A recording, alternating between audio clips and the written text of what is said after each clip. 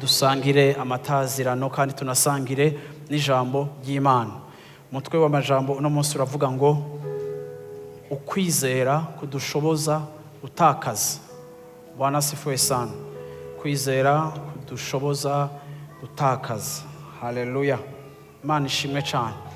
Mu minsi iheze twarize ku ijambo ryo kwizera, turarivuga ko amajambo menshi atandukanye, ariko kandi naravuze yuko ukwizera ntiguhagaze gusa mu isengesho tugira kugira ngo twakire igitangaza, ariko twarabonye yuko ibintu byose bigize imigenderanire yacu n'Imana vyitirirwa ijambo ukwizera. Kugendana kwacu n'Imana kubakiye ku kwizera. No kuvuga ngo iri jambo ry'ukwizera nirwo rurimi rw'abakurikiye Imana, nirwo rurimi rw'abavyawe n'Imana.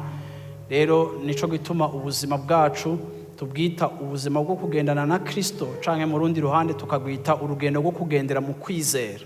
Iyo tugendana n'Imana tugendera mu kwizera. Yesu ashimwe cyane. Haleluya. Amina. Usomye muri Bibiliya mu gihe ca Yesu urabona yuko hari abantu benshi Yesu yagiye akogwa ko canke yagiye ashingira intahe ukwizera kwabo.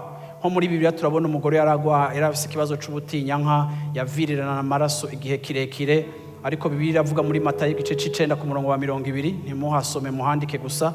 Matthieu 9:20 turabona yuko umugore amaze kubona Yesu akakora ku mpuzu ziwe hari yepfo. Turabona ko Bibiliya ivuga ko ujya mugore yarakize, kandi Yesu amaze kumva ko hari umuntu amukoze ko, amenya yuko itouch canke itushe ibaye itameze nk'iyabandi bose, kuko uyu mugore yamukoze ko yizeye. Yesu aramubwira ngo ukwizera kwawe kuragukijije. Yesu ashimwe cyane. Haleluya.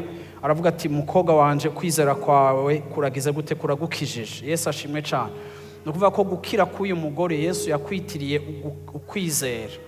Bikomoka bisobanura ngo ukwizera kurafise amashangement kuzana, ukwizera kurafise ingaruka kugira ku buzima kugufise.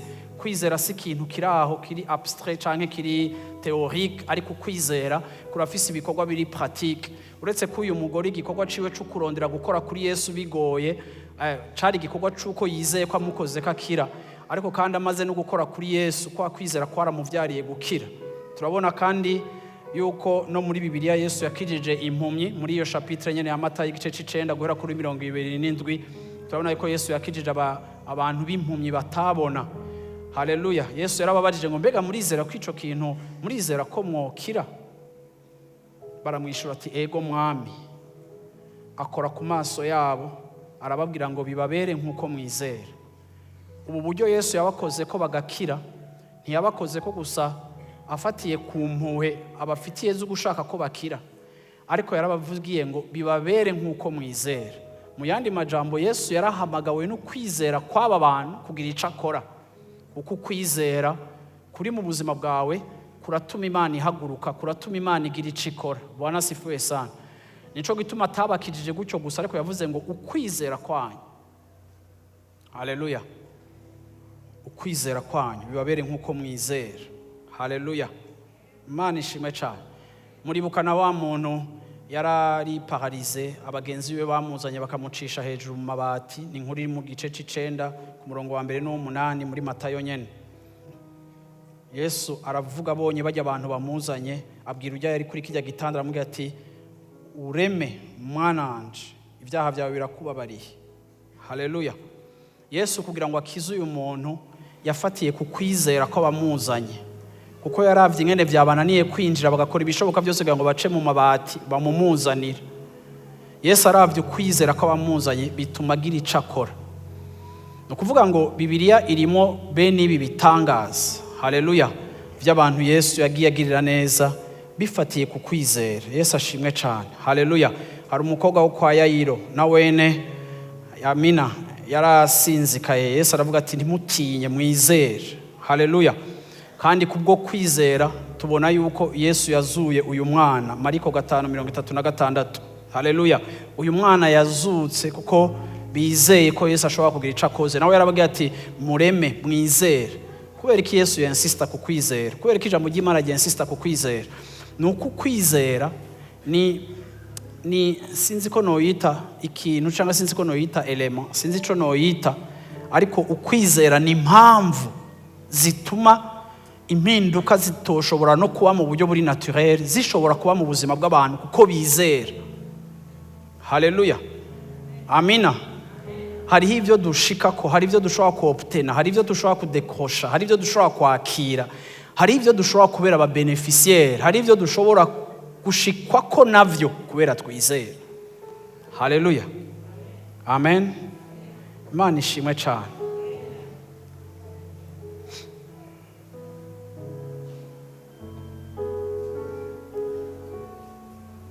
Igihe Yesu yahura na Bartimayo, Mariko 10:46 kamanuka, uyu mugabo yarasemereye, arava mu kwifata, aramuhamagara, aratabaza. Yesu aramubwira ati genda ukwizera kwawe kwagukijije. So nobaha nkababwira amaverse menshi cyane yo muri Bibiliya, muzogenda mubona ko Yesu hari bitangaza yakoze afatiye ku kwizera abantu bafise. Yesu ashimwe cyane. So vyumvikana yuko uko dukura mu kwizera, uravyumva, canke uko twubaka ukwizera kwacu, biduha amahirwe yo kubona intervention z'Imana mu buzima bwacu kubera kwizera. Yesu ashimwe cyane. Ubiravye, Yesu araha agaciro, arashima, araprecia, aravaloriza ukwizera kurusha ibindi bintu byinshi muhora mubona muri Bibiliya yahuye navyo muri Nouveau Testament. Muzogenda mubona yuko Yesu yagiye yerekana valeur ya foi, agaciro ku kwizera abantu bafise. Haleluya. No kuvuga rero ngo mu yandi majambo, ukwizera ni ikintu kitwugurira umuryango wo gushobora kugira ivyo twakiriye bivuye ku Mana, ariko twabiheshejwe no kwizera. Mwibuke yuko ku musaraba Yesu yarakijije abantu bose, ku musaraba Yesu yarapfiriye abantu bose, ariko hariho abantu bamwizeye, ariko hariho n'abataramwizera kandi yarabapfiriye ku musaraba. Abo ntibakijijwe kuko batarizera ico Yesu yakoze, ariko kubizeye ngo byaciye bibaha ububasha bwo gucika abana b'Imana. Encore une fois, murumva yuko ukwizera kuradupozisiona mu rundi rugezo. Haleluya. Kuko ukwizera niyo password iduha kwa accessinga cyangwa kugira access ku vy'Imana. Haleluya, amina. Yesu ashimwe cyane, amen.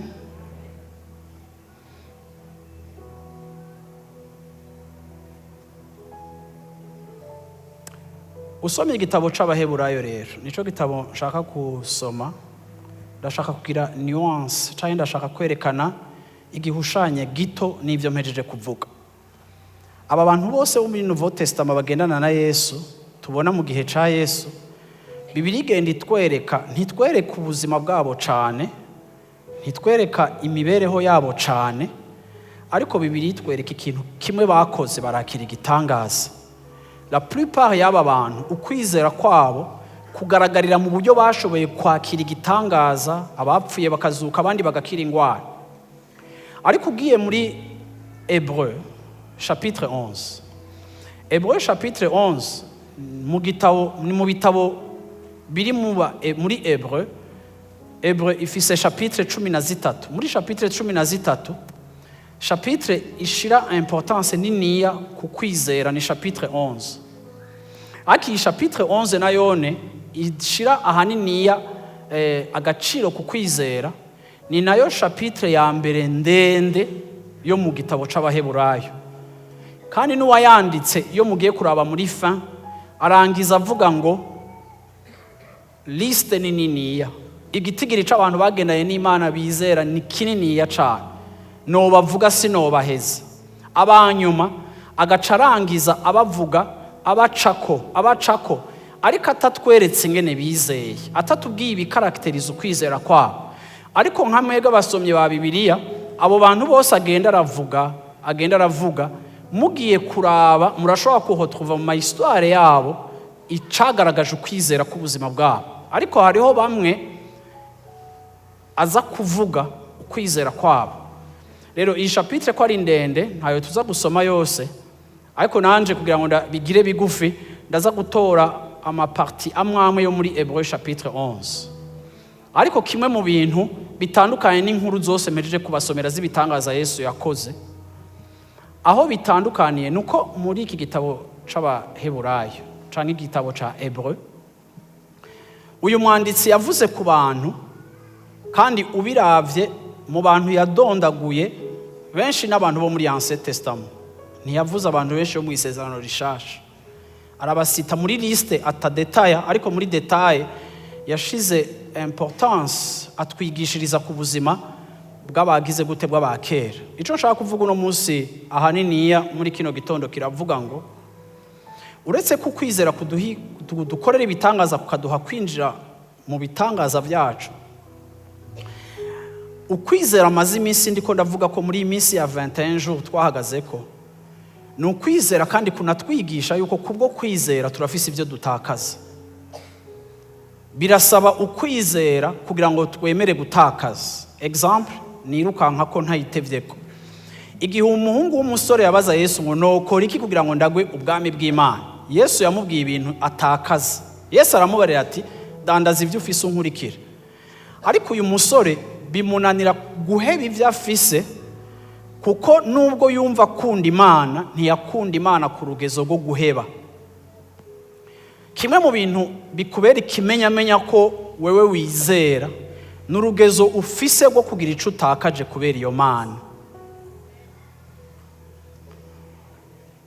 Kuba abantu barabonye Yesu abazurira babo bagakira ingwara, nta garanti dufise mu buzima bwabo bwa minsi yose ngene bashishikaye n'ingene barangije, ariko ico tuzi barakira igitangaza. So hariho rero ukwizera kunshoboza kwakira intervention y'Imana muri moma kanaka, ariko hariho n'ukwizera kunshoboza kujana n'Imana no mu bihe bigoye. Uko niko nshaka kuza gushira ko importance muri Hébreux chapitre 11. Kuko biravye uyu mwanditsi w'igitabo c'Abaheburayo, uko niko kwizera twigisha, kandi uko niko kwizera ukuza ishengero kandi gutuma umuntu arangiza neza. Yesu ashimwe cyane. Haleluya. Mpereye ku murongo wa mbere, Hébreux chapitre 11 verset 1. Fiston turaza kugenda dusimba, simvuga ama verset yose, ndashaka guhera kuri verset 1. Ukwizera nukumenya gose ivyizigirwa udakekeranya ngo ntibizoba, kandi bitabonwa niko kubitumenyesha ko ari ivy'ukuri. Okay, tugende buhoro rero. Subira muti ukwizera nukumenya gose, nukumenya gose. Mu yandi version baravuga ngo nukumenya neza, nukumenya gose ivyizigirwa. Attends, stop. Kumenya neza ivyizigirwa. Ivyizigirwa ni iki? Muri Nouveau Testament ivyizigirwa tuvyita espérance. Ivyizigirwa ni ikintu umuntu akubwira ati mu kwezi kwa gatanu nzoguha akazi.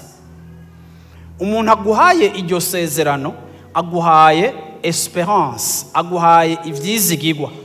Iri jambo ivyizigirwa ryama rivugwa pahapo y'ikintu kitarashika, ariko kenshi ciza witeze ko kizoshika. So rero uyu mwanditsi avuga yuko ivyo Bibiliya ivuga, ijambo ry'Imana ryaduhaye ivyizigirwa. Ijambo ry'Imana riratubwira ko Yesu azoza gutora ishengero. Ijambo ry'Imana riratubwira ko abapfuye bizeye bazobana na Yesu ibihe bidashira.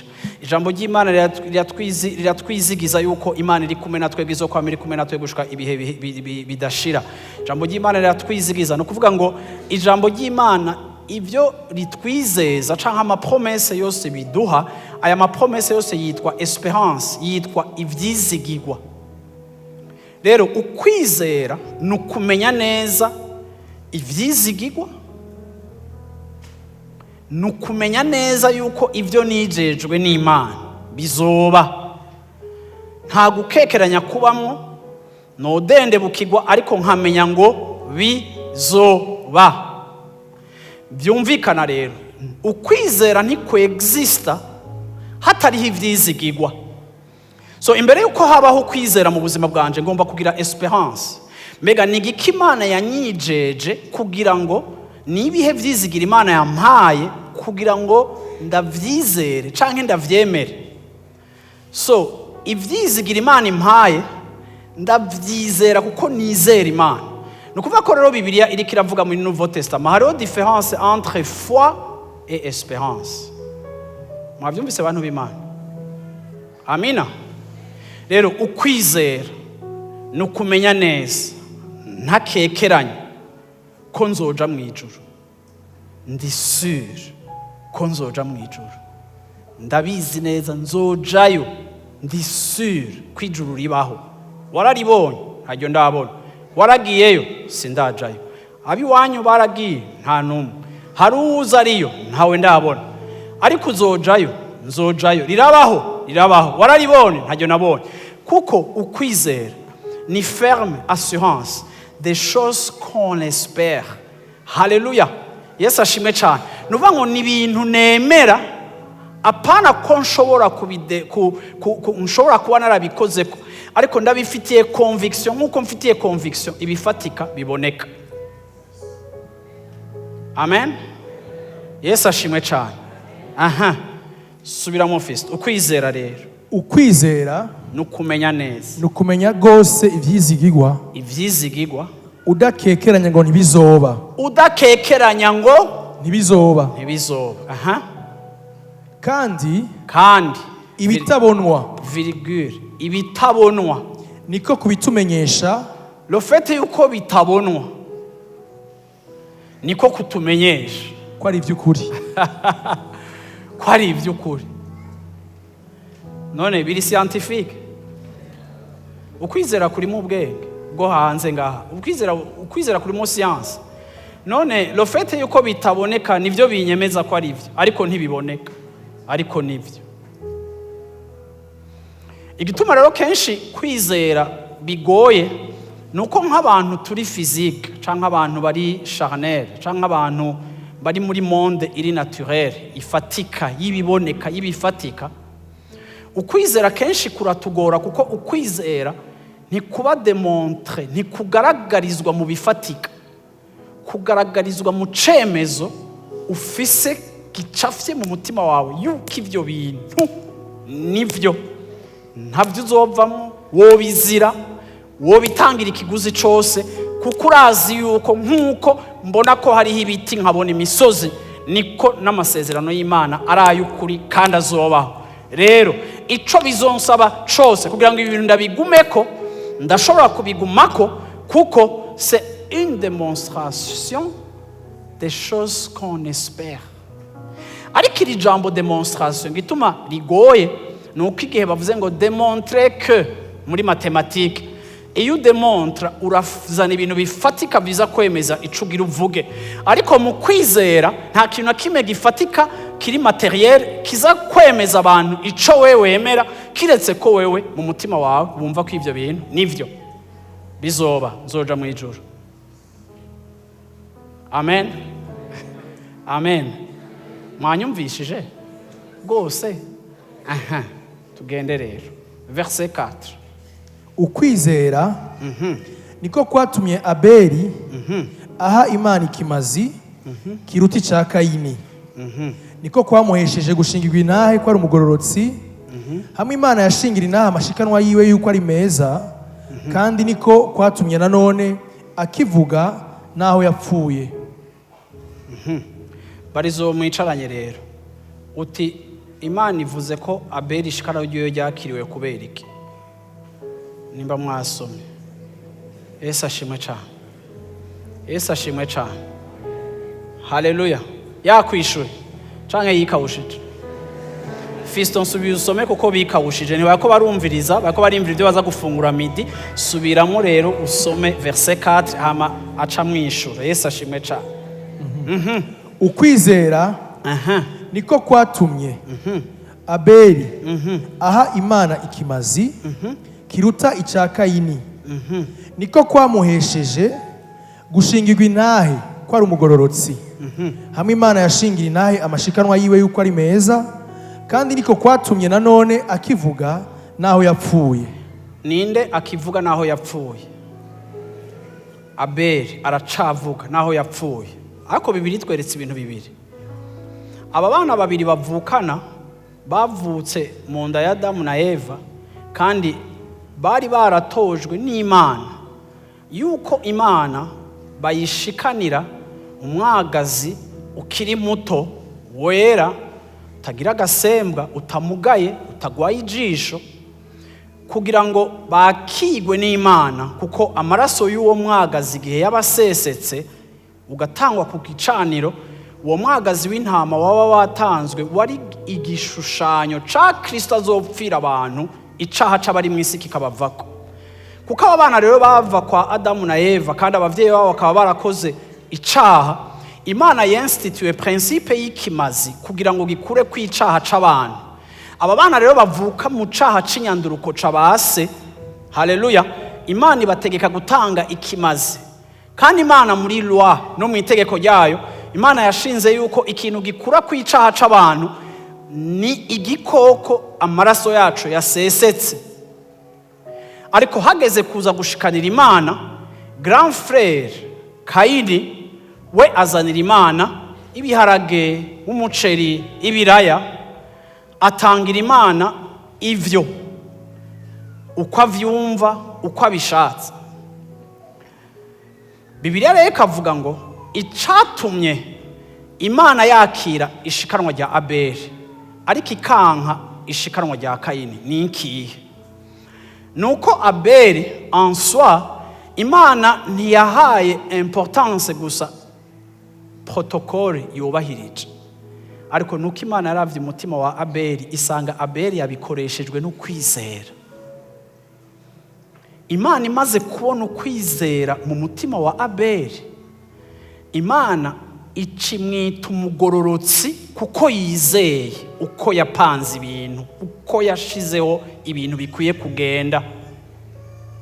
Haleluya. Yesu ashimwe cyane.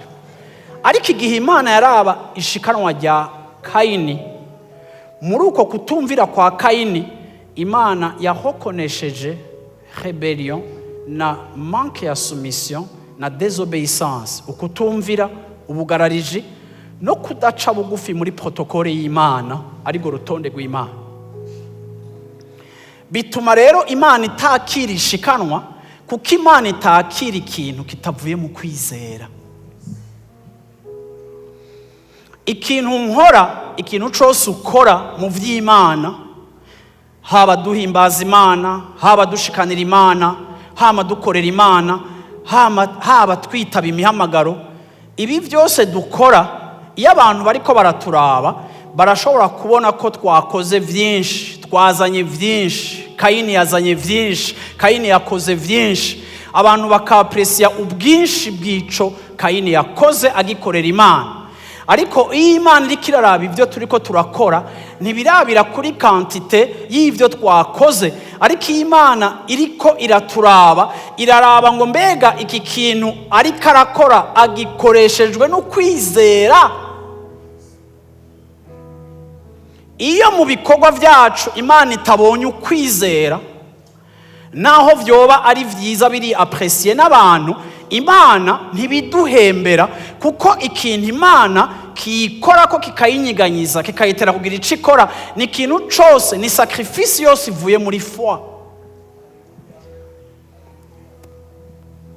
Umuntu arashobora gukora neza, akagufasha, akaguha amafaranga, akagushigikira mu migambi yawe. Amaze gupfa agataha, ukaja ku mpanda bakaguha mikrofone, ukavuga ngo uyu muntu yari ntore, uyu muntu ni mwiza cyane, uyu muntu yaramfashije, umuntu yarangiriye neza, Imana imwakire mu bwami bwayo.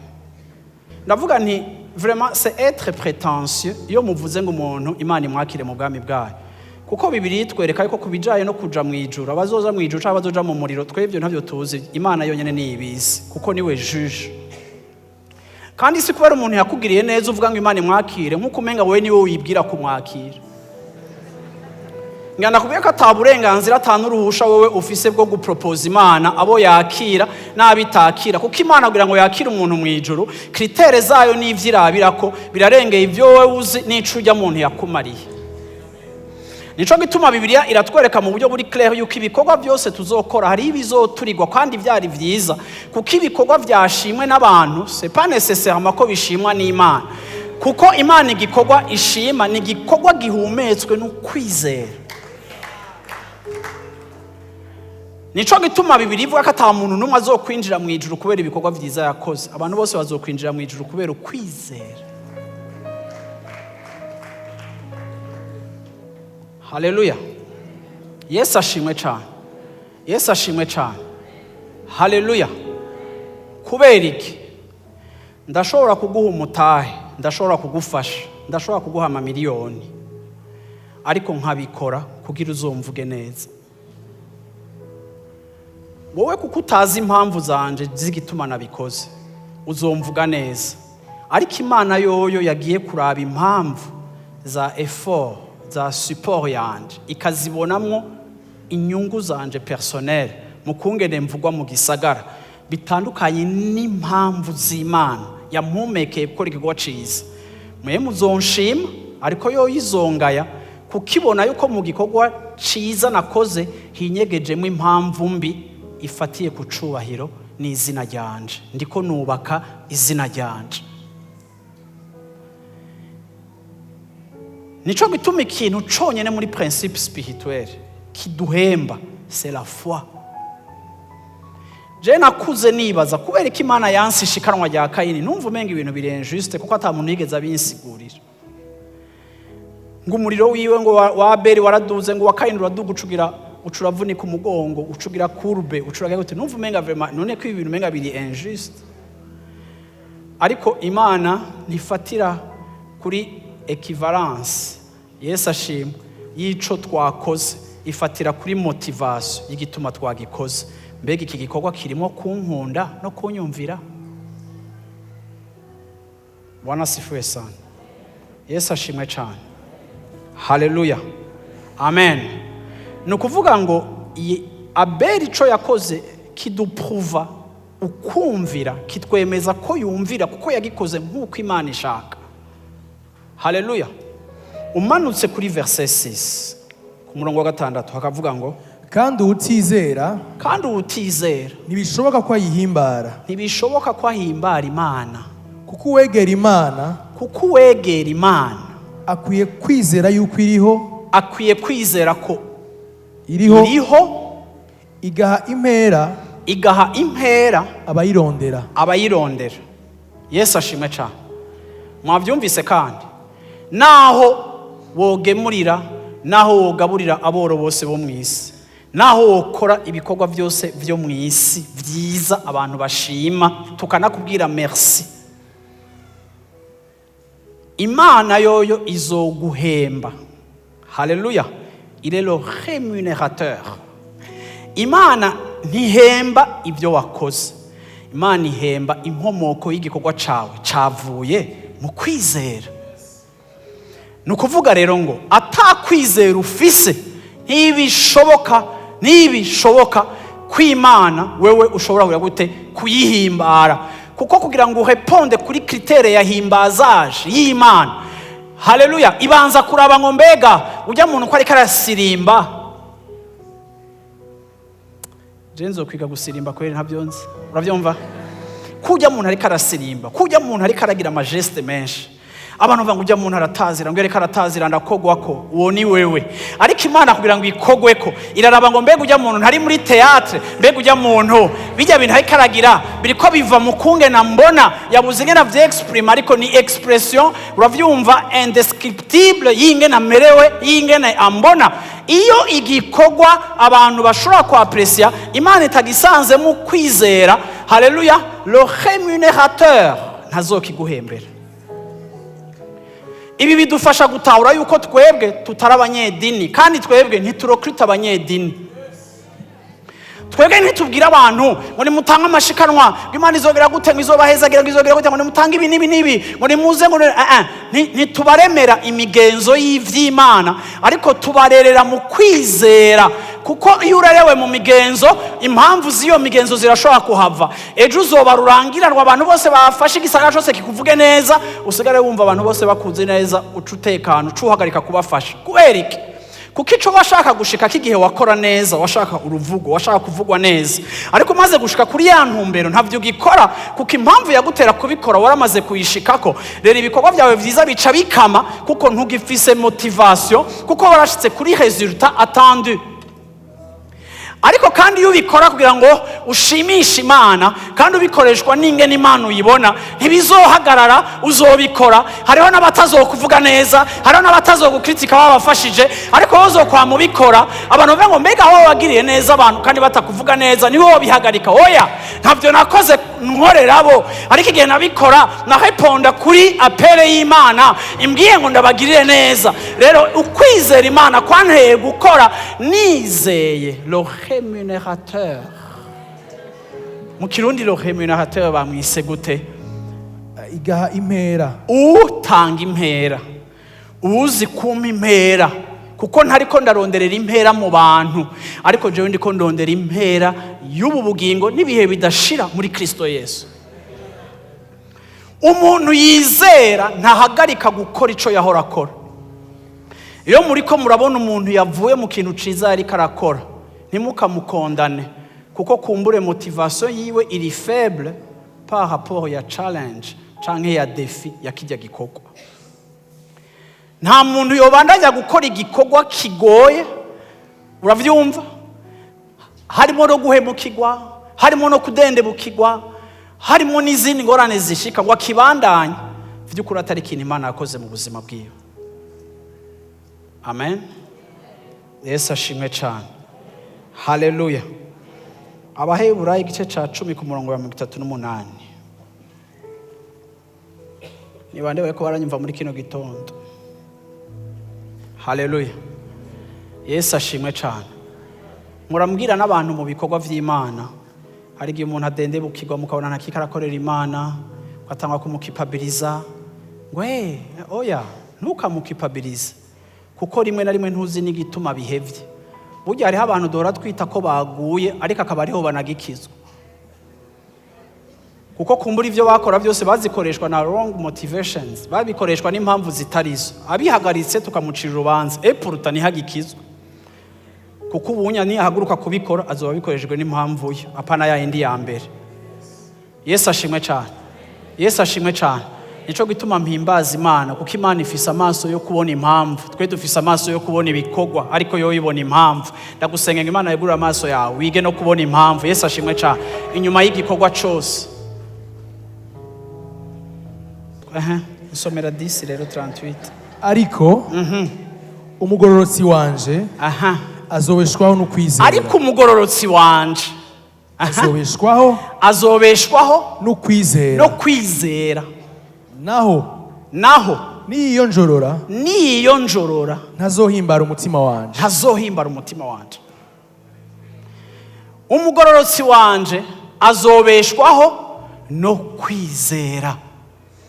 Mu yandi majambo, uyu mwanditsi w'igitabo c'Abaheburayo aragerageza kutwereka bajya abantu bose bo muri Bible. Twabonye ibintu byiza bakoze gushika kuri barahabu, ejo bundi naramubabariye. Twabonye bakora ibintu byiza, ariko ntitwigeze tumenya igituma babikoze. Ariko umwanditsi w'Abaheburayo azana explication ku muntu wese wo muri Ancien Testament yagendeye mu kwizera. Akavuga ngo mwabonye Rahabu anyegeza aba espion. Ntiyabikoze gutyo gusa, ntiyabikoze ya detekse umufiance, no. Icamuteye kubikora yari yizeye. So no kuvuga abantu bose bagendeye muri Ancien Testament ntibigeze bavuga ngo ndizera, ntibigeze bahovandi ku kwizera, ntibigeze babwira abantu ngo je ndizera. Oya, barabaye mu kwizera, ariko bimera nk'ibinyegejwe. Ariko wanditse igitabo c'Abaheburayo, Imana imuhishurira ati mbega waruzi naka igituma yakoze biki? Yabikoreshejwe no kwizera. Duca turonka insiguro rero z'igituma bajya abantu babayeho bujya buzima, yuko takuntu byari gushoboka ko babaho bujya buzima bwahimbaye Imana kiretse gusa iyo bari kuba abantu bafise ukwizera. Kuko atakwizera bidashobora ko umuntu ahimbara Imana continuellement. Nico gituma abantu badafise ukwizera bapratika ivy'Imana mu kivunge canke religieusement parlant, bene abo bantu barashika un certain moment bakabandona. Ariko ngaha haravuga ngo umugororotsi wanje azobeshwaho niki? No kwizera. Ariko kandi uyu mwanditsi akevoka yuko hariho possibility yuko umugororotsi ava mu kwizera. Nico gituma mu gihe cahera naberetse ngene Timotheo abwirwa na Paulo ati nkuko bakuvugishijwe ko ugwana intambara nziza. Hama muri zijya ndwi ziheze twarabonye mbega izo ntambara nziza nizihe? Ni combat physique, ni combat charnel? No, ni intambara yo kwizera. Niyo Bibiliya yita intambara nziza. Kubera ko Paulo abwira Timotheo ngo ugwana intambara nziza, nuko bishoboka ko umuntu yatanguye neza ashobora guheza nabi. Rero bakundwa mwakoraniye hano hantu, ndabipfurije kuzorangiza neza. ndabipfurije kuzoba abantu bizera ku buryo ata mpamvu n'imwe yobatera. Haleluya, amina. Kuva mu byo mwemejwe, haleluya, ari byo vyizigiro mwahawe. Umugororotsi wanje azobeshwaho no kwizera. Uyu mwanditsi atubwira ikindi kintu kiri important. Ukwizera kurashobora kubeshaho umuntu. Muri monde naturel turigishwa yuko carrière, salaire, turigishwa yuko umuntu abeshwaho n'ibintu bimwe bimwe aho hanze bisabwa, amakriteri ya societe, amavaleur ya communauté kanaka. Ariko Bibiliya ivuga ngo umuntu wanje ubiravye neza buke azobeshwaho no kwizera. Nukuvuga ngo ikintu kizokwama kimotiva ama decision ufata, ikintu kizomotiva ingene wiyoriyante, ikintu kigiye kumotiva abavyeyi mwavyaye abana ingene muzobarera. So abo bana banyu muzobwira abababis, canke abo bana banyu muzobagira abakristo, canke abo bana banyu umviriza ingene mugiye kubarera biri determine nico mwege muri. Iyo uri kuradandaza nga homme d'affaires, femme d'affaires, ukijijwe ufise ukwizera, abandi bazinduka mu gatondo basuka amazi canke baraguza barondera guproteja no kugira gute.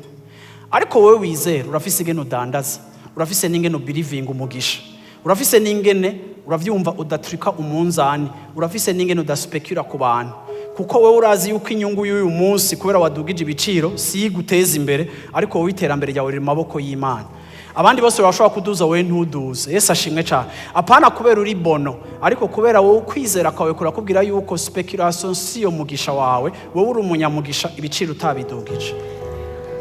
So ubiravye mwese ngaho ingene mubayeho, ingene muko muragira showa ya fiancé banyu, aba fianceuse banyu, abakijose n'ibiki ingene muriko muri orienta ku ma decision mugiye gufata mu buzima bwanyu, ubiravye umugororosi wanje azobeshwaho no kwizera. Nukuvuga ngo kwizera ni parametre ya influence comportement yanje yose.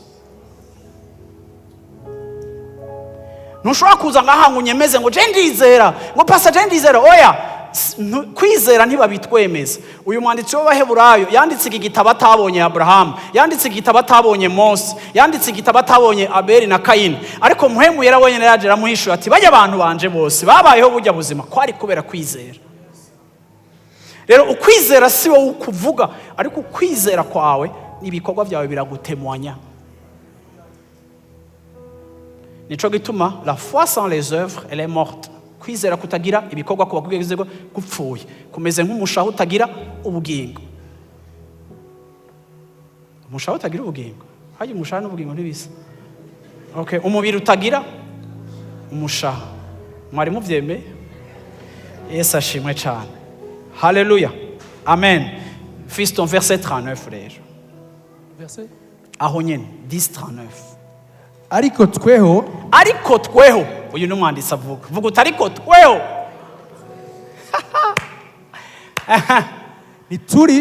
Nituri abo mu biyonjorora, ababivamwo bagahona.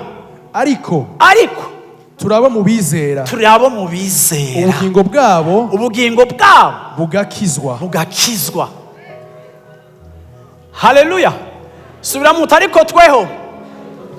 Nituri mu biyonjorora bakabivamwo bagahona, ariko turi mu babigumamo. Turi mu bizera, ubugingo bwabo bigatuma ubugingo bwabo rero bukizwa. Grâce à la foi bugira gute? Bukizwa. Ndababaze, mwarakijijwe? None ko Paulo bambe uyu mwanditsi w'Abaheburayo avuze ko hari ababivamwo bagahona, ariko hari abizera ubugingo bwabo bukagira gute? Arerekana ikintu gikomeye, arerekana risque ya perte ya foi. Mwibuka abantu twize un mercredi bazimiye siyama babishaka kubera inyungu zabo. Arerekana risque ya perte ya foi igihe umuntu avuye mu byo yijejwe azi akabivamwo ntabigumemwo. Nico gituma cazana version ya salué. Haleluya. Amina, kugira ngo akize umushaha kuko atavuye mu kwizera. Hariho abantu mu bushake bwabo bazohononsa kuri foi kuko baronse izindi nyungu zitajanye n'inyungu z'Imana. Abo baratakaza. Abo nibo bita aba blasphémateur, n'abantu bacokora Imana, n'abantu b'expérience mpwemu yera, bakabona ubushobozi bw'iyo, bakamenya ubuntu bw'Imana, bakabona urukundo rw'Imana, ariko volontairement, kuko batwawe n'irari ry'ubuzima n'inyungu z'ubuzima bwabo, bakava mu kwizera. Uyu mwanditsi aravuze ati rero twebwe rero ntitukiri mu gitigiri, sinzi ko wowe urimo uvuga uti twebwe ntituri ababivamwo, ntituri mu biyonjorora, ariko kandi tugira gute? Turi mu babandi bagize gute? Bagumana ukwizera, uko kwizera kukazokiza imishaha yabo. Ukwizera kwaranzanya mu gakiza, ukwizera kuzokiza umushaha wanje definitivement. Ni ukuvuga ngo ukwizera kuri muri début, ukwizera kugomba kuba kuri no muri fin. Nico gituma Yesu yabaje ngo mbega umwana w'umuntu niyaza azosanga ukwizera. Ça veut dire ko Yesu yara laissant entendre yuko umuntu ashobora kwizera agatakaza ukwizera. Haleluya, haleluya. Yesu ashimwe cyane. Amina. 8:9 11:8-9. Ukwizera niko kwatumye Aburahamu yumvira Imana imuhamagaye, akaja ahantu yari abikiwe kuragwa, nuko agenda atazi yaja. Ukwizera niko kwatumye aba inyambukira mu gihugu yasezeraniwe nk'ikitari iciwe, akabana mu mahema na Isaka na Yakobo, abaraganywe nawe ivyo vyasezeranywe. Haleluya. Ukwizera, subira hejuru. Ukwizera niko kwatumye Aburahamu yumvira Imana imuhamagaye. Nta muntu atizera yokumvira. Kugira ngo wumvire Imana, instruction ikiraguha muri 2026 biragusaba kuba wizera. Uku kwizera kuvuga iki? Nigihe wemera yuko icimviro c'Imana kiruti cawe. Kuko mwese mu madecision muzofata muri 2026 hazoza ivyimviro bibiri. Hazobamwo icimviro cawe canke ic'abantu, ariko hazobamwo n'icimviro c'Imana. Igihe cyose duhita bw'icimviro c'Imana ni preuve ko twizera. Kuko hari igihe twumvira Imana tutumva ingene bizogenda. Uti gute? Abraham Imana imaze kumuhamagara ngo yarizeye arayikurikira. Ariko mwumva ikintu kiri bizarre kikurikira muri aya majambo. Arayumvira gumiza ngaho nyene. Ira obey. Haleluya. Yumviye Imana, agenda ahantu yategerezwa kuronka umurage, ahantu yategerezwa kuronka un héritage. Agenda ataje GPS afise, niko Bible ivuga. Abrahamu yagiye atazi iyaroye, sans GPS. Vuga uti sans GPS. Ni ukuvuga ngo icamumotivye kwabaye ukwizera. Ukwizera kumutera kumvira. Amaze kumvira, baramubaza ati Abrahamu, kutekeye impuzu, kutekeye ubusho bwawe, kutekeye amatunga yawe, uvuye mu Bukarudayo, ni mu Bukarudayo canke ni muri Uriya muri Mesopotamie, he hajya ahantu uvuye. Aho hantu uvuye ugiye hehe? None umugabo w'umunyabwenge w'umutunzi nka Abrahamu baramubaje ngo ugiye hehe? Akavuga ngo ntavyo nzi. Bagana none utwaye ivyo bintu byose, utwaye ubutunzi bwawe, ntibo banza ukagenda iyo utazi wenyene, ugasiga Loti, wowe ugiye iyo utazi.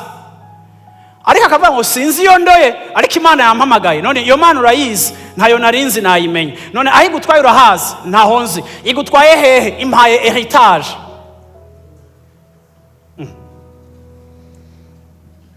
Igwaye héritage. Nimugegeze kwimvira Abrahamu mu kibano, ntimubona ko amechanganyikiwa? Si mnaiona? Sasa watu wakiwatizama si wanasema mmeshachanganyikiwa. Abantu bakubwira ngo reka sha, wari umukobwa mwiza abaho gucyo gusa, agira gutenga reka sha ngo yaco wasaba mera nk'abandi, waza kari wonyene usenga, reka nabone basengera muri life center. Uravyumva nakasi yasengera araba afise bitatu afise bine, wewe ugira gute uzopfa, uzogira gute? Unafanana sabono.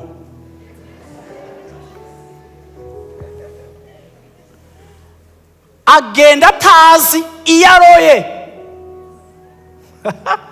Kubera iki? Kuko ukwizera ni valeur. Ukwizera gufise iyindi dynamique. Ukwizera gufise iyindi logique.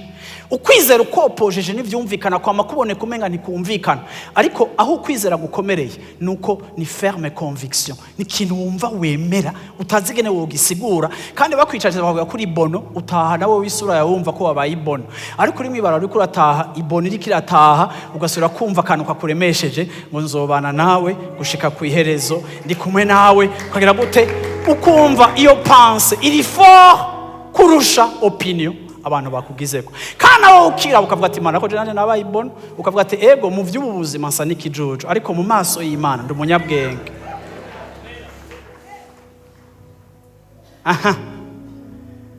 Vandanya aho 8:9 iravuga ngo ukwizera niko kwatumye aba inyambukira mu gihugu, niko kwatumye Abrahamu aba inyambukira mu gihugu. Stop. Abrahamu yatwaye Loti, atwara ibintu, agenda mu gihugu Imana imusezeraniye, ariko nimumvirize condition yabaye muri iki gihugu. Iki gihugu ntiyakibayemo ngo yasanze Imana ngo yakimuhaye ngo cakira, ntiyaciye acakira. Uravyumva? Agishitsemo asanga kirafise aba propriétaire. Abrahamu acagira gute? Acasaba visa, bamuha visa, bamuhahaba, ahaba nk'umunyamahanga, ariko mu buryo bw'impwemu ari iwe. Kandi Imana yamubwiye muri Genèse chapitre 12 verset 7, nimuje kuhasoma ngo iki gihugu ndakiguhaye wowe n'uruvyaro rwawe kizobicanye. So Abrahamu asavye visa, ariko aharoye ni iwe. Yarakinagijwe, yaranyegeje umugore wiwe, yaragize gute, nigiye umugore we yapfa, yaraguze itongo iwe. Yahabaye nk'inyambukira. Il était étranger aux promesses. Ivyo yasezeraniwe byari bifise saison bigomba kuba accompli, ariko imbere yuko isezerano ryimaterializa yabanje kuribamwo mu kwizera, kuko ico ufise mu kwizera no muri naturel uragifise. Ngo yango ntibiraba ngo ndavyizeye gusa, oya nimba uvyizeye byarabaye.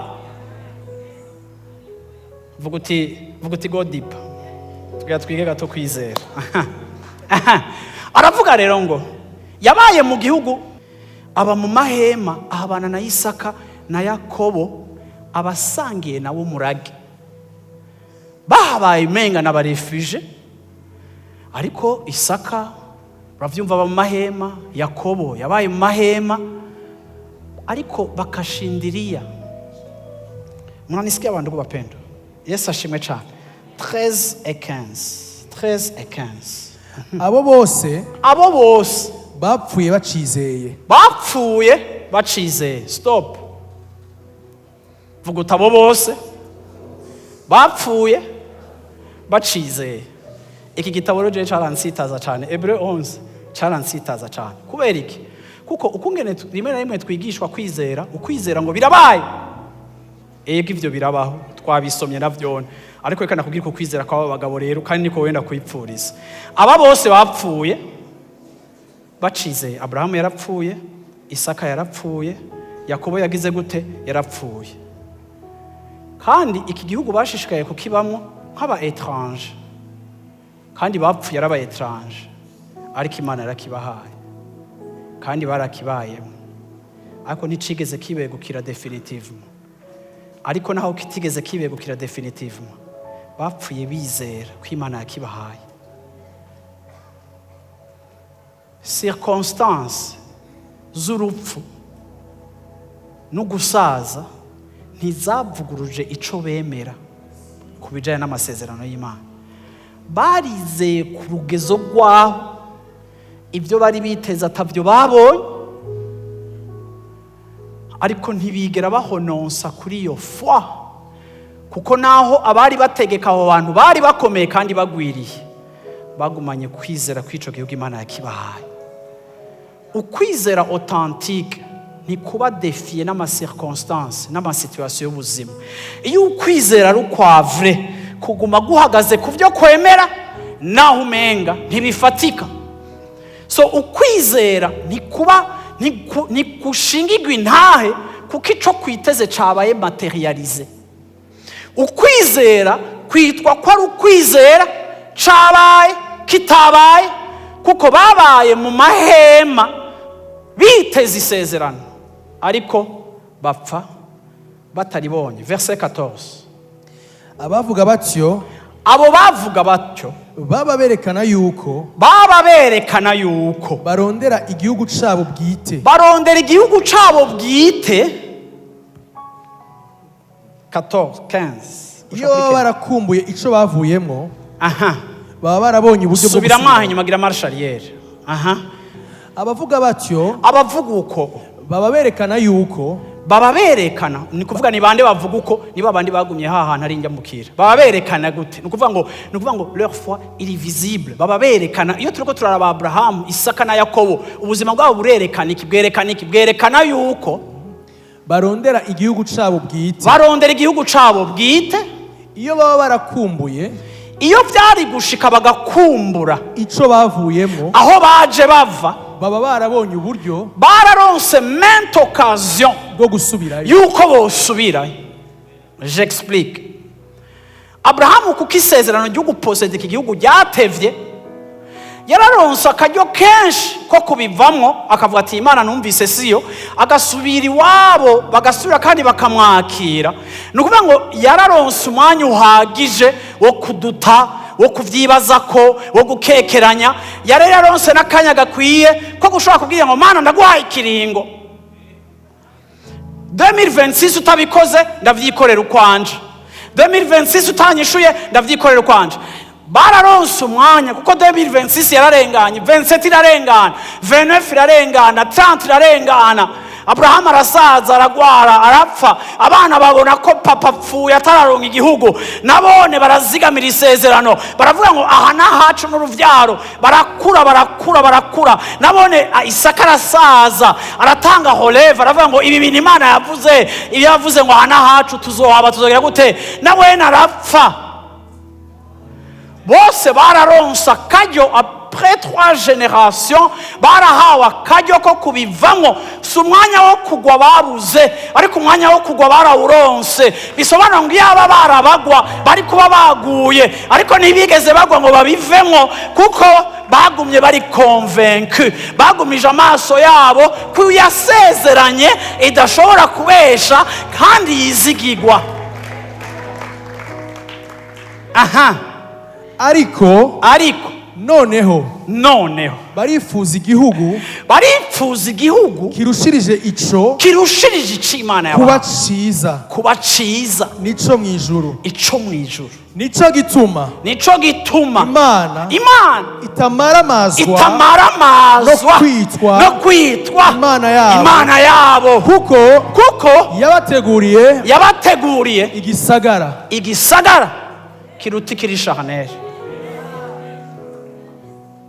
Bene abo bantu bafise uko kwizera, Imana iri fière kuvuga ngo urabo mwana wanje nkunda akampimbara.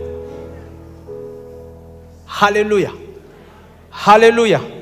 Yesu ashimwe cyane. Muriko muranyumva? Verset 20 na 21.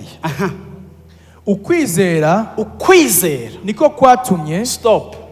Sinzi ko mubona yuko uyu mwanditsi w'Abaheburayo aguma atangura avuga ngo ukwizera.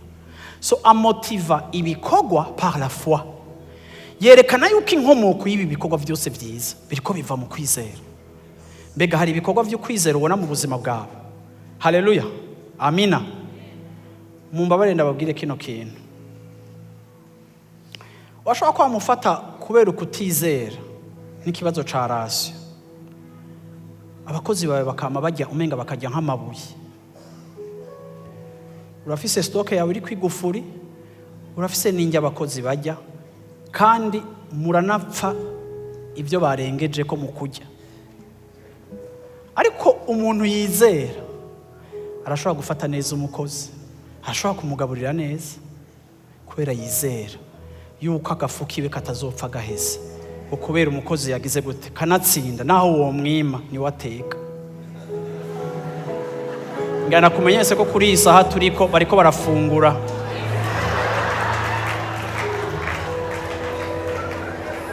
Mu minota mike usanga bahejeje.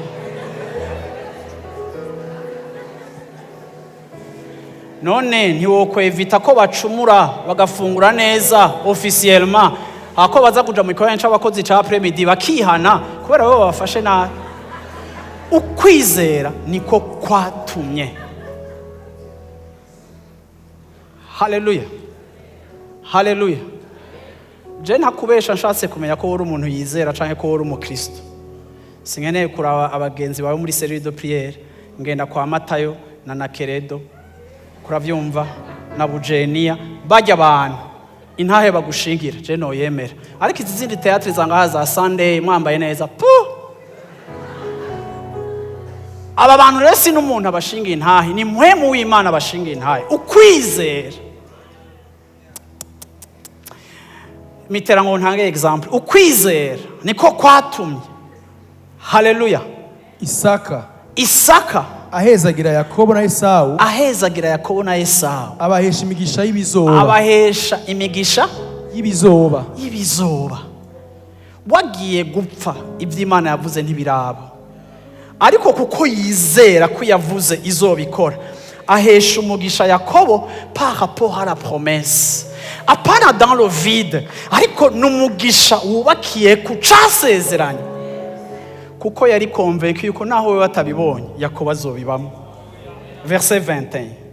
Ukwizera niko kwatumye Yakobo aho yagira cikane, agira apfe, ahezagira abana ba Yosefu bompi, ahamagara abana bose ba Yosefu, agasenga yishimikije.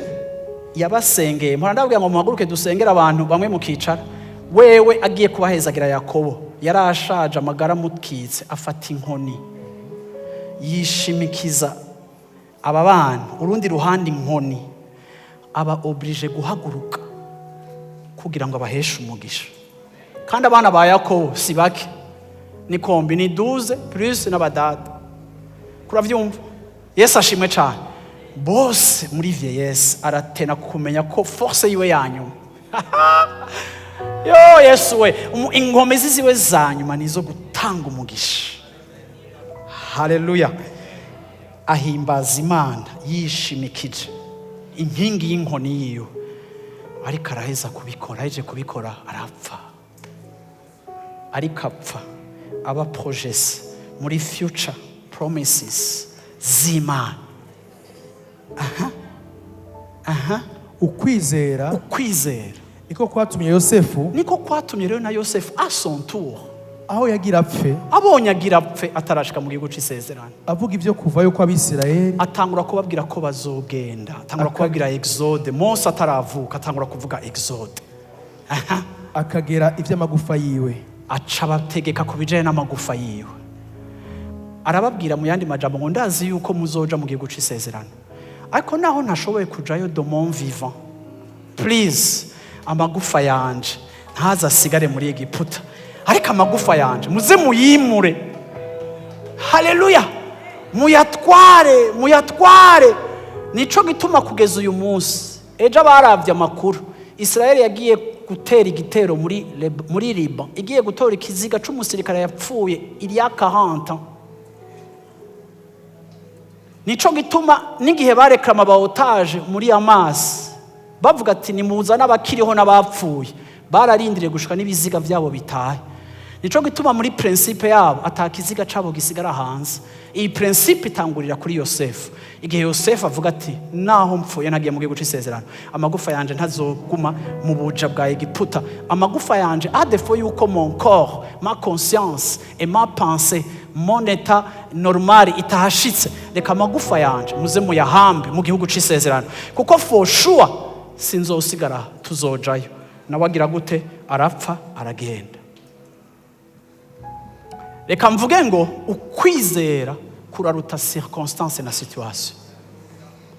Uzomenya ko wizera ni wabandanye ico wizera, apana kuza kutubwira ngo je ngo narizeye umwanya munini ngo nabihagaritse. Oya, ntiwigeze wizera.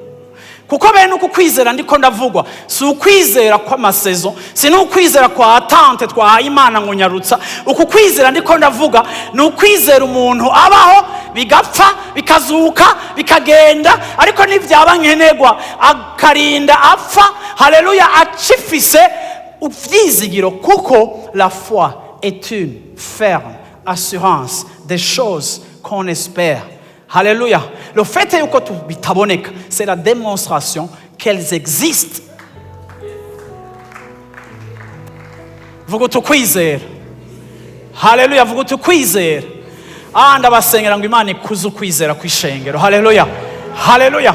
Ndaje kubera ngo ukwizera Imana igiye kugutwaramo n'ukwizera uzoshikako ni ukwizera kuzazotetugwa kutazotitugwa n'izuba n'imvura na découragement n'amajambo na commentaire ruzoba ukwizera. Haleluya, for life. Nibaguhamba no kumva yawe bazovuga ngo yapfuye yizera, kuko tutari mu biyonjorora ngo bagire gute ngo babivemo, ariko turi mu baguma mu kwizera bagakiza imishaha yabo. Kuko ikiri important si gukiza umubiri wanje, ikiri important si possession matérielle, ariko ikiri important nuko umushaha wanje ubana na Yesu ibihe bidashira mpagaze muri uko kwizera. Yesu ashimwe cyane. Haleluya, haleluya. Verset 24 à 27 rero. Ukwizera niko kwatumye Mose amaze gukura yanse kwitwa umwana w'umukobwa wa Farawo, agahitamwo kugiranwa nabi n'abantu b'Imana, abirutisha kumara igihe mu bihimbaro vy'ivyaha, kuko yiyumviriye yuko gushokoranwa na Kristo. Stop. Yari afise choix zibiri. Il était l'héritier kuri trône muri Egiputa, ariko en même temps yari aheje kudekuva identité yo yuko ari umuyuda, aba esclave. Ako ntiyacagira ivyeri ngo yihakana biwabo, ariko kandi amezura opportunité. Ngende kurangiza mvuga ku kintu citwa opportunité. Kuko hari abantu ngaha muri mwebwe ngaha mu gisagara mwibaza ko shaka opportunité ari yo gusezisa. No muri entrepreneurship canke muri leadership baratubwira ngo hariho opportunité, faut saisir l'opportunité. Ako ndashaka kubwira ikintu kimwe ko twega bizera ntidusezisa opportunité iyo ari yo yose. Kuko na Loti yasejishe opportunité avuja mu kiyaya, ariko asanga agiye Sodomu na Gomora, kandi asanga agiye ahantu azotakariza vyinshi, kuko yarabishije amaso charnel, yarabishije amaso yo kwizera. Ariko Abraham afata inzira yo mu misozi, agifata inzira mu misozi, iryo joro nyene Imana iramugendera iramubwira ati Abraham, raba nzokugira. Choix yiwe ntiyari physiquement canke naturellement bon, ariko spirituellement yari choix nziza.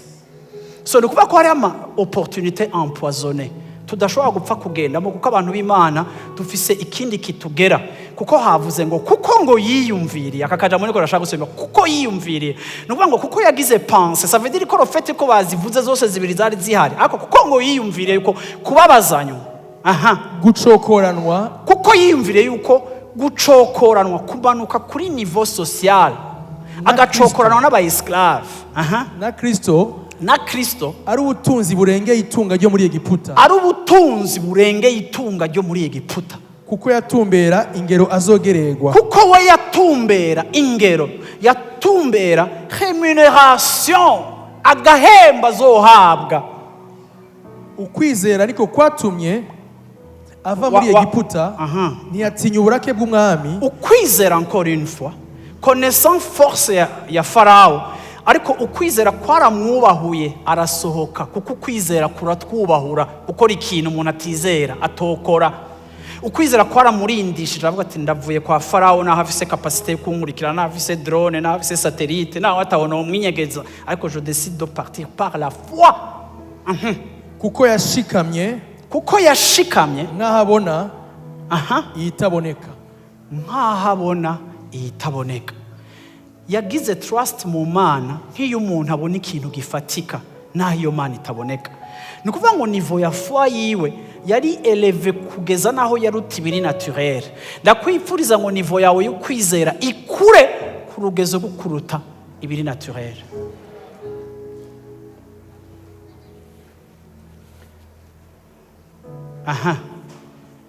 Tusimbe rero tuje kuri fin 32 à 39. Mvuga iki kindi kuko la liste elle est longue.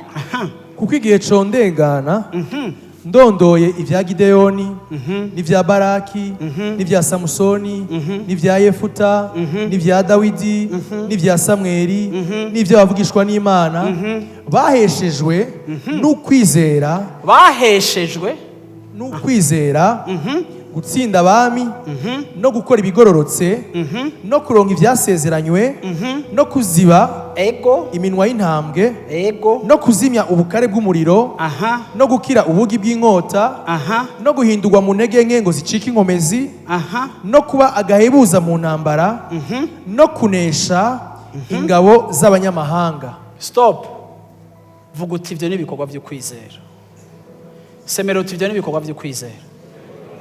Aya ma exploit yose aba bantu bayakoreshejwe no kwizera.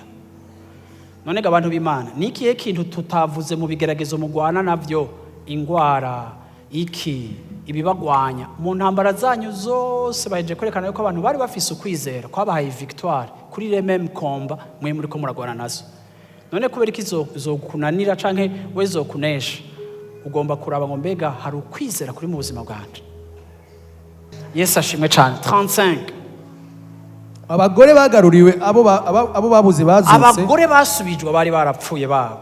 Abandi bicishwa amahiri. Abandi bicishijwe amahiri. Ntibemera gucungurwa.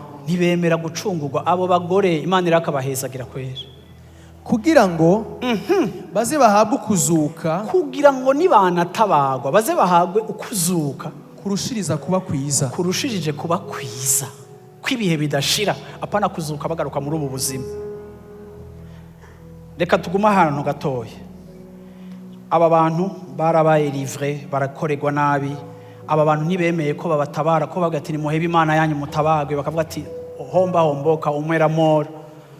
Bakavuga ngo uri kuronsa abana reka ntupfe araba umwana wawe n'uruhinja akavuga ati nshake mfe ariko umwana ntangarukana kuko jewe haleluya ico namize n'ico nagiyemo narakigiyemo. Yesu ashimwe cyane. Nico gituma umwe banditse avuga ngo mbega mwe mu wamaragwanije icaha ku rugezo rwo gutakaza no gusesa amaraso. Paul dit yuko abantu kubwo kwizera basubishije ibintu biri pire. Tworangiza twibaza ngo mbega umuntu w'ikwizera arashobora gusubisa ibintu biri pire akabaho nabi kandi yizera Imana igahora. Ego Imana irashobora guhora. Ariko muri ivyo byose haleluya uwo muntu agapfa ariko araririmba. Igituma Satani yahagaritse gusesa amaraso y'abakristo murazi igituma. Uko bapfa baribwa n'intambwe bazira gakiza niko habaho réveil abantu bagakizwa. Abapfuire mu ma arena za Grèce canke za hehe bicwa mu Baroma bicwa kubwo kwizera en spectacle, abantu babaraba bakoma amashi intambwe zibajya. Barapfuye badahebye Yesu kandi condition yari imwe gusa ihakane Yesu, ariko ntibigeze bamwihakana. N'umuvyeyi umwe baramuhambiye umuryango awubona barabafurira abana barira babafurira, ararangiza aravuga ngo naho nari nigeze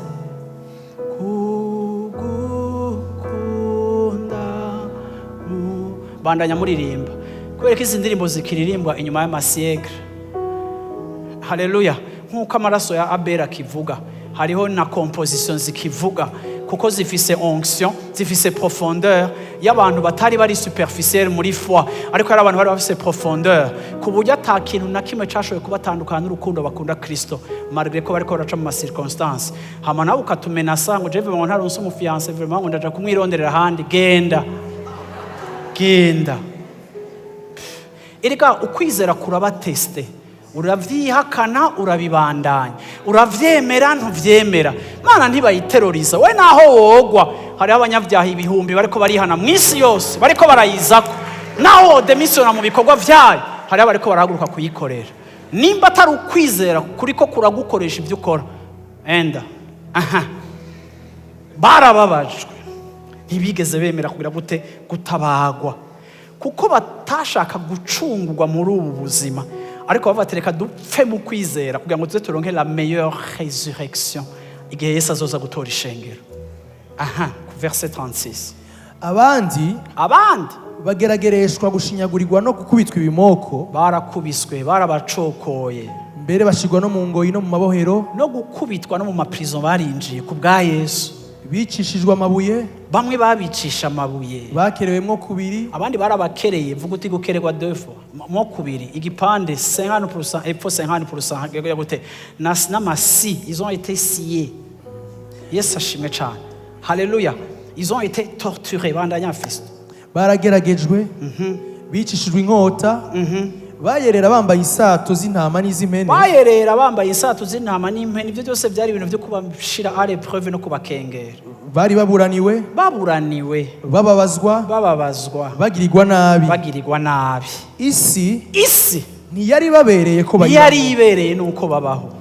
bayerera mu bugaragwa, no mu misozi, no mu masenga y'amabuye binyegeza, no mu vyobo, abo bose aho hose bamaze gushingirwa intahe kubw'ukwizera kwabo, ku bijanye n'ingene bizeye, ntibahabwa ivyasezeranywe byose ntibabihabwa, kuko Imana yatuboneye kera ikirushiriza kuba ciza, kugira ngo abo ntibatunganywe gose natwe tutari kumwe. Aba bantu bapfuye hari ivyo barindiriye, kandi bimwe bazovyerita en même temps que nous. Ariko imibereho yabo n'iherezo ryabo ribi ntiryababujije kuva mu kwizera, kuko iherezo ribi si ukungene upfuye, iherezo ribi ni ukungene upfuye watakaje ukwizera. Muhaguruke dusenga Imana.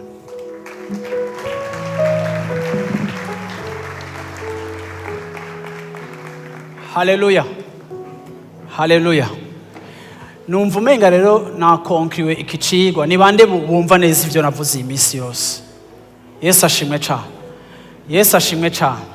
Haleluya, haleluya. Turashobora kwakira ibitangaza, turashobora kugirirwa ibi, turashobora gukira ingwara, turashobora kugira ibi n'ibi, ariko kandi sico dupfana n'Imana. Iyavuze ntibesha kandi ntizi kubesha. Yesu ashimwe cyane. Twarayimenye kandi kuva tumenyanye, it's for life, peu importe les situations et les circonstances. Rero usenga uvuga uti Imana nyongera ukwizera, kuza ukwizera kwanje. Mwami Yesu ndaguhaye icubahiro muri kino gitondo, kubera Mana yacu, Mana waduhaye kukumenya, waduhaye ivyizegwa, kwizera no kumenya neza udakekeranya, ivyizegwa kandi kutaboneka kwavyo niko kutwemeza ko bihari. Ndagushima Mana yo mwijuru ko watugize abagabo n'abagore bukwizera. Ndagushima Mana yo mwijuru ko aba batwitangiye imbere babaye abagabo bukwizera, kugeza naho Mana yo mwijuru bateguye amasezerano. Abraham ategurira abana biwe kuba mu masezerano, Isaka ategurira abana biwe kuba mu masezerano, Yakobo ategurira abana biwe kuba mu masezerano. Uyu munsi duhagaze hano hantu, Israeli irabaho, ihanga rirabaho, rirakomeye, rirateye ubwoba, rirahambaye, bigira ivyo bashaka, ariko kandi Imana yo mwijuru ibi byose bivugwa ngo ni kubwa Abraham, ni kubw'isezerano n'umusavyi wanje Abraham. Mana yo mwijuru ukwizera kwabashoboje gutegurira amageneration amasiekle n'amasiekle, kandi Mana umwanya ntiwatitura ukwizera kwabo, umwanya ntiwatakazisha substance ukwizera bari bafise, ariko hamwe na la dureté du temps na des situations, Mana yo mwijuru baguma bahagaze kuco bemera, batanga relève, amageneration yandi arakurikira, icavuzwe Mana kirashika. N'uyu munsi Mana turi hano hantu twizeye yuko ico wavuze kizoshika, co wavuze kizoba. Mana yo mwijuru wowe urokwizegwa, kandi Mana yo mwijuru naho goba urupfu, naho coba inzara, naho yoba guhamwa canke gutandukanya, naho coba Mana yo mwijuru gukubitwa canke gutabagurwa canke gushigwa mu kanwa k'intambwe n'ibindi byose, Mana nta kintu na kimwe gihari gihagije kizotuvana mu kukwizera, kuko Mana yo mwijuru ivyo tukwemera ko biguma biri valable. N'igihe Mana yo mwijuru dans le naturel umenga turiko turaperda, aba bantu ukwizera kwababashishije guheba. Mose abasha guheba icubahiro, abasha guheba heritage, abasha guheba gloire. Ibi vyatumye Abrahamu aheba iwabo, atakaza ivyiza agenda mu vyo atazi. Mana aba bantu bose kubwo kwizera barahevye. Natwebwe Mana yo mwijuru kuri uyu munsi turasenga kugira ngo ico uri kurasaba mwene data wese ari hano hantu akwiye kurekura canke gutanga kubwo kwizera. Ndasengera abantu bawe ngo bashobozwe kugiheba no kugitanga no kukirekura, kuko wowe Mana mu ijuru wewe atakubesha kuri muri wewe, kandi wowe uri wo gukurikirwa peu importe sacrifice twotanga, kuko Mana mu ijuru wewe uruta ikiguzi c'ivyo twe twotanga. Ndagushimiye muri kino gitondo Mana, ndahezagiye abantu bawe Mana, mvuga ngo kuza ukwizera kw'ishengero ryawe, kuza ukwishengero ryawe ukwizera kwawe, kugira ngo mu gihe c'iherezo Mana niwagaruka uzosange hariho abantu bizera, uzosange hari abantu bakibirimwo, uzosange hari abantu bagihagarariye na wewe, uzosange hari abantu bakiri ku gicaniro Mana, batakuvyimbiye batagushavuriye, ariko bagufitiye confiance bikwiye, kugeza naho Mana yo mu ijuru bakwizigira ko ivyawe ari ukuri kurusha ivyo babona. Urakoze Mana yo mu ijuru muri kino gitondo, mu izina rya Yesu Kristo, abantu b'Imana bavuge ngo amen.